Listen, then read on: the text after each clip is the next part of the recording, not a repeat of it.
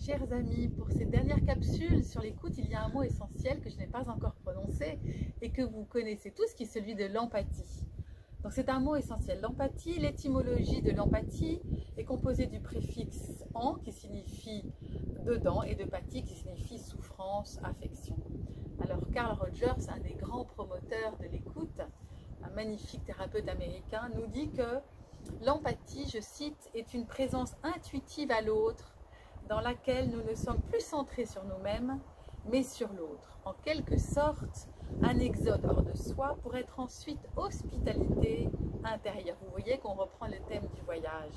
C'est une attitude de proximité et de compréhension de l'autre, qui consiste à comprendre de l'intérieur ce que l'autre éprouve, tout en restant soi-même. Et je dirais même comprendre ce que dit l'autre au-delà des mots qui sont dits. C'est-à-dire quelles sont les émotions profondes, quels sont les sentiments profonds qui animent les propos de l'autre. Écouter, c'est s'ajuster à l'autre dans un mouvement de générosité et d'accueil pour aller à l'encontre de son monde, de ce qu'il est en train de nous dire. Et s'ajuster à l'autre demande de se mettre en retrait pour aller entendre le plus justement possible ce qu'il veut me dire.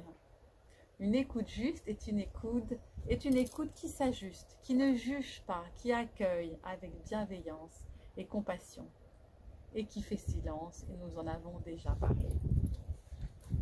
Henri Nouwen nous fait une très belle allégorie de l'écoute. Voilà ce qu'il nous dit. Accompagner des personnes dans leur devenir, c'est une découverte extraordinaire. C'est un accomplissement de la vie. C'est de la naissance qui se perpétue. À chaque instant, dans la relation, nous naissons. Nous connaissons, comme dit Paul Claudel, nous naissons avec les autres.